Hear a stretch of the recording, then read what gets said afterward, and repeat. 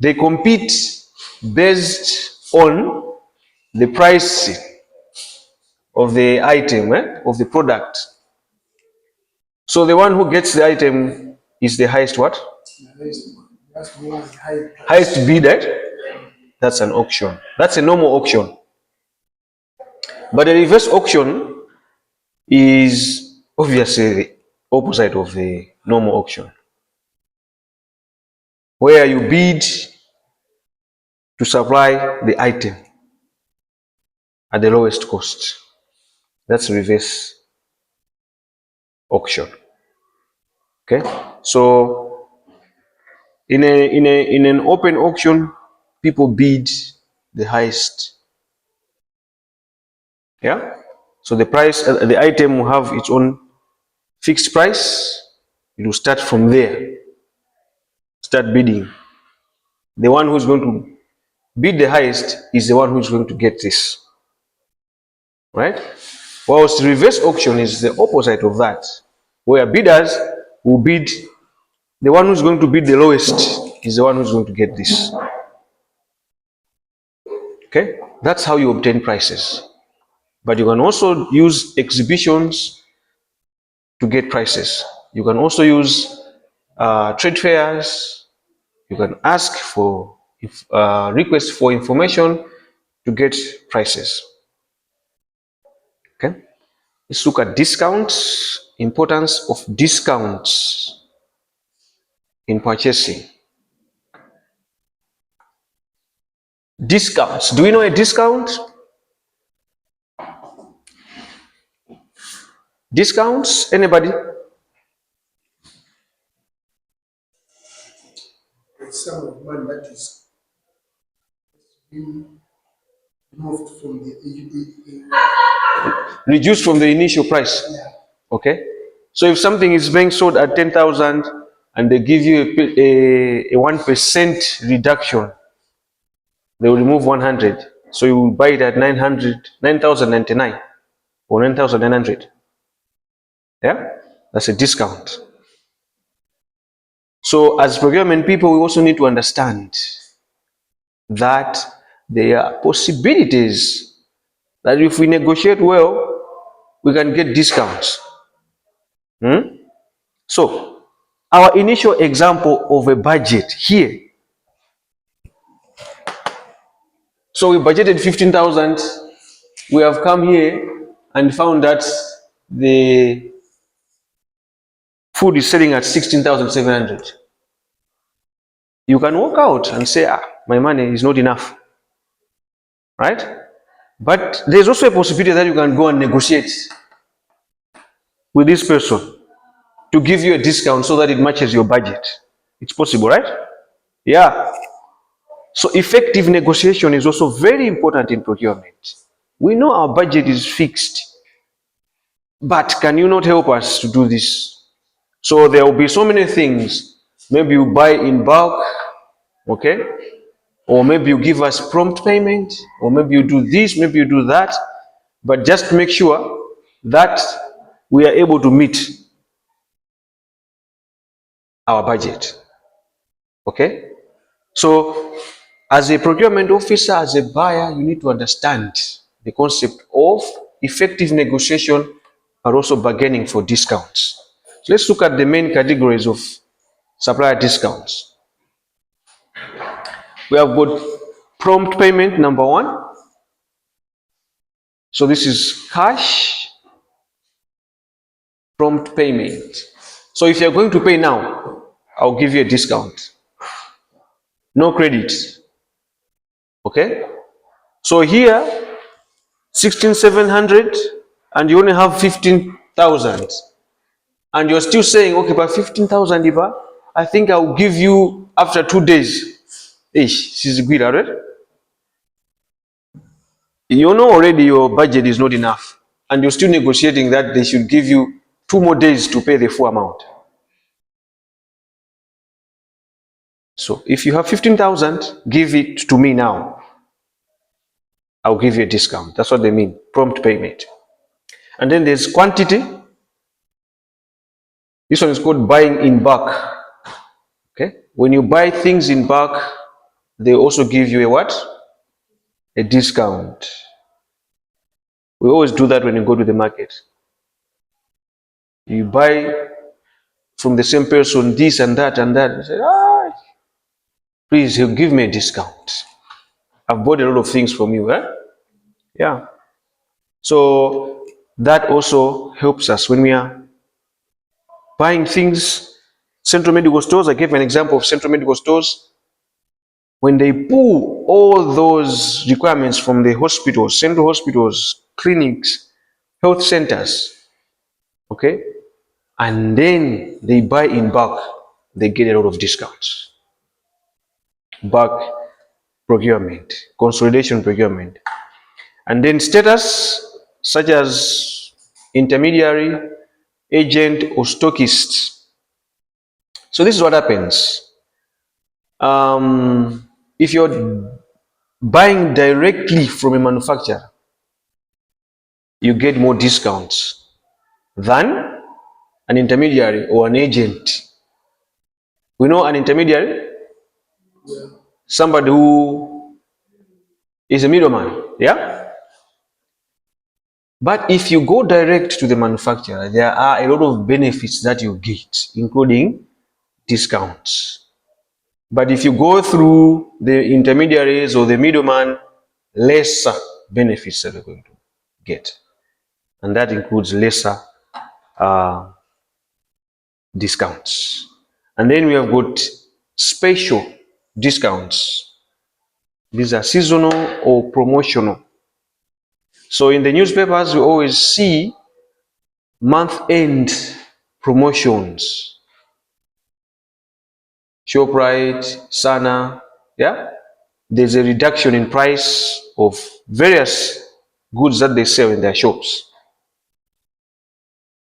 Sometimes there can be school promotion. As we are opening schools in mid-September, you see a lot of promotion on bags, shoes, books, pencils, rulers, yeah?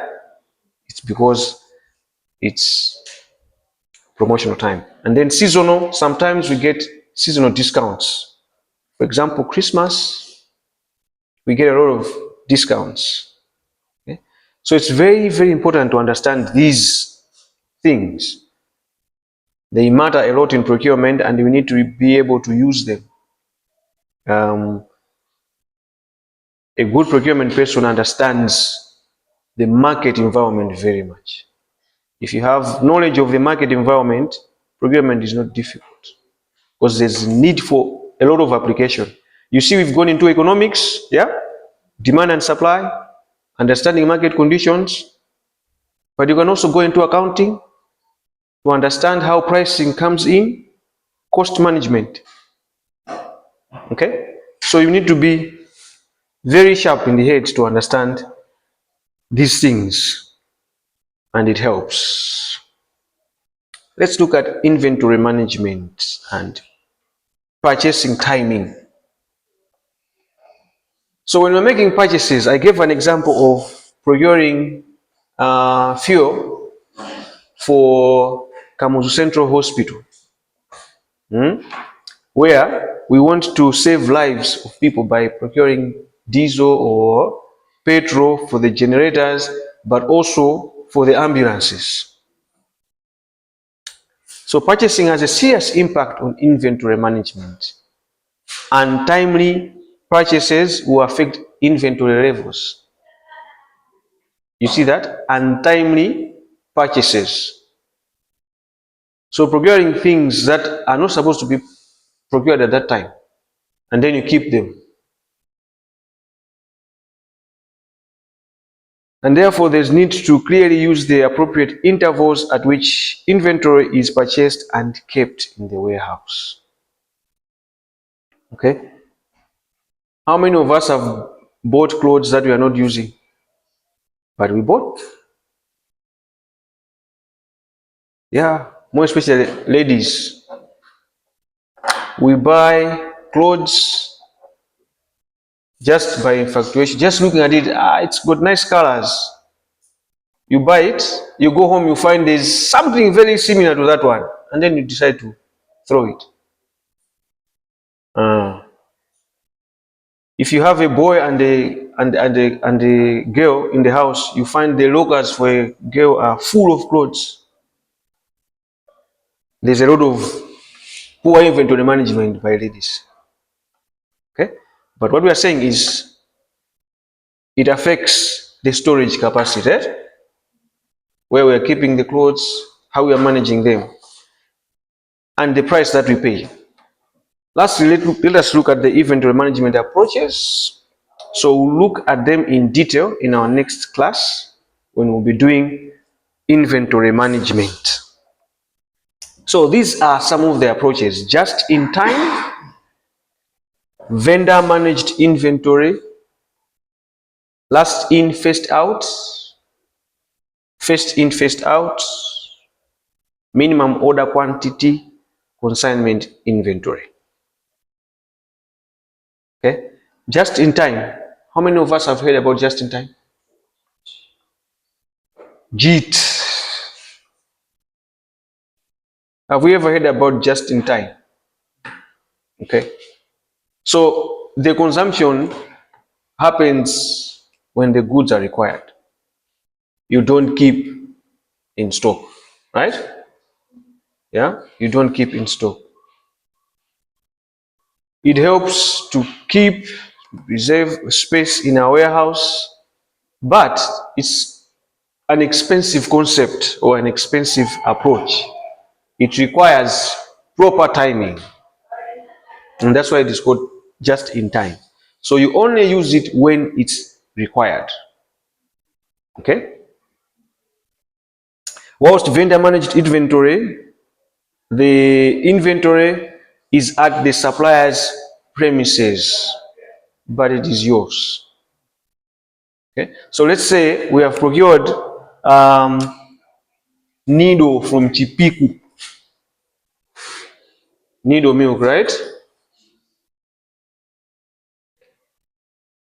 So in the vendor managed inventory or VMI, us as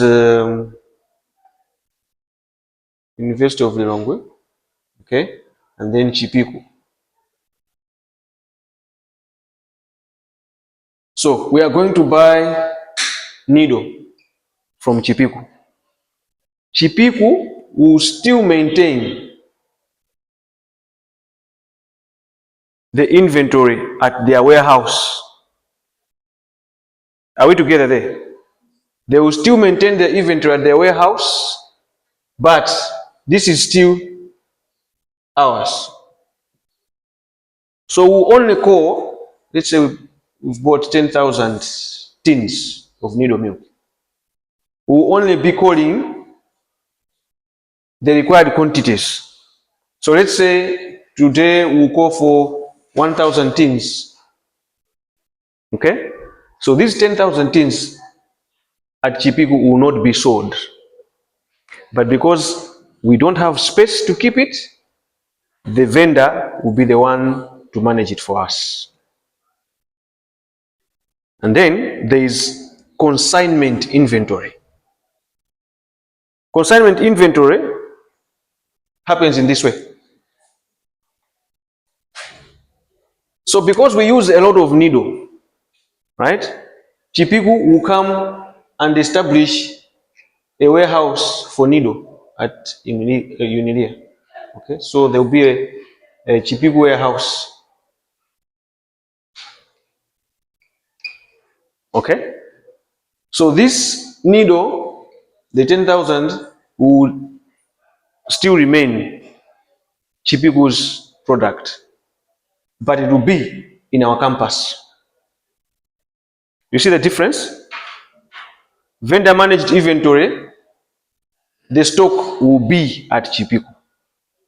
Okay? Whilst this one, the consignment stock, this milk will be at Unilia, University of Lilongwe. It will be here, but it will not be ours. It will only be ours when we start to draw. So let's say we'll draw 1,000, we'll only pay for 1,000 tins. Are we clear? Okay. Last in, first out. Have we ever heard about this? These are accounting concepts, but they also apply in inventory management. Last in, first out. Product that came last is going out first. And then there's first in, first out. A product that came in first is the first to go out. And then there's minimum order quantity, setting the lower order levels. Okay, so what you're going to do in that example is the moment you set up the minimum order quantity to say we'll be giving out 10,000 tins of milk to our students, but we would want to make an order when the levels drop up to 4,000. Okay, so the moment the quantities drop to 4,000, you make another order. That's what it means, minimum order quantity. Okay, so that we don't run out completely to zero, because we can consume it up to zero and then we start to make another order. Okay, but we don't want to run into that situation, so we set minimum order quantities. Any questions? Have we understood the impact of pricing? Any comments? Anything that we want us to share about pricing? Or any questions? No questions? All right. Let me just pass my